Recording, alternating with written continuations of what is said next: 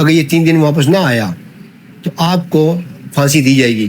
حضرت عمر رضی اللہ عنہ زمانہ کے جو کس نہ قتل وشو چکم قتل شو اگر مشرک کافر ہو نو دیتا سزائے موت وشو نو اگر وہ امیر المومنین تو امیر المومنین زمان درې ورځې ضروری کار دے سچاتے پیشی اور کول دی سنور کی سیدھی آگا ختموم بیازر اعظم. حضرت عمر رضی اللہ عنہ بولا کہ آپ کا کوئی وہ ہے ضمانتی کوئی ہے؟ لیکن ضمانتی تو میرا کوئی نہیں ہے کیونکہ میں مدینے سے نہیں ہوں. تو انہوں نے کہا آپ ضمانتی پبلک سے کہا کہ آپ میں سے کوئی ضمانت دیتے ہیں اس کا. تو ابو ذر غفاری تھے یا ابو ایوب انصاری تھے, ان دو مجھے نام کنفیوز ہو رہا ہوں میں, ابو ذر غفاری تھے یا ایوب انصاری تھے, ان دونوں میں سے ایک نے ہاتھ اٹھایا کہا کہ جی ہم ضمانت دیتے ہیں اس کی. تو اس نے کہ تم اس کو نہیں پہچانتے ہو, یہ مدینے کا نہیں ہے, یہ اگر 3 دن میں واپس نہ آیا تو آپ کو پھانسی دی جائے گی. تو اس نے بولا ٹھیک ہے جی مجھے منظور ہے, وہ چلا گیا.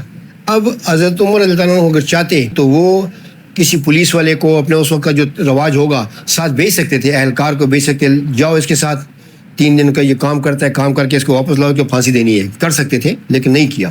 چلے گیا وہ, 1 دن گزر گیا, دوسرا دن گزر گیا, تیسرا دن اب مدینہ میں ہلچل مچ گئی. اب کیا ہوگا؟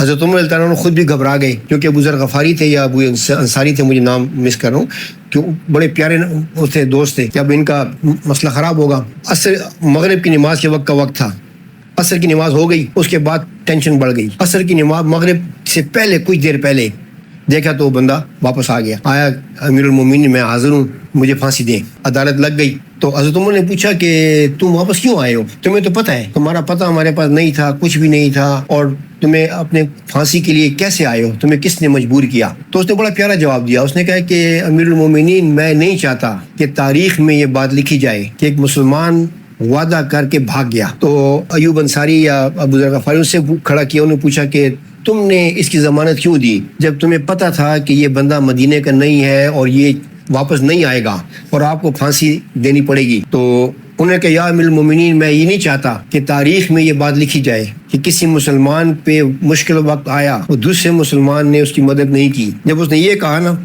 تو جو قاتل کا جو بیٹا تھا یا جو بھی اس کا وارث تھا وہ رو پڑا اور کہتا ہے یا امیر المومنین میں معاف کرتا ہوں, میں اپنے اس کا قتل معاف کرتا ہوں اور میں اسلام قبول کرتا ہوں. کہ ایسی قوم جو ایک دوسرے کو جانتی بھی نہیں ہے اور ایک دوسرے پہ ایسے کھڑی ہے.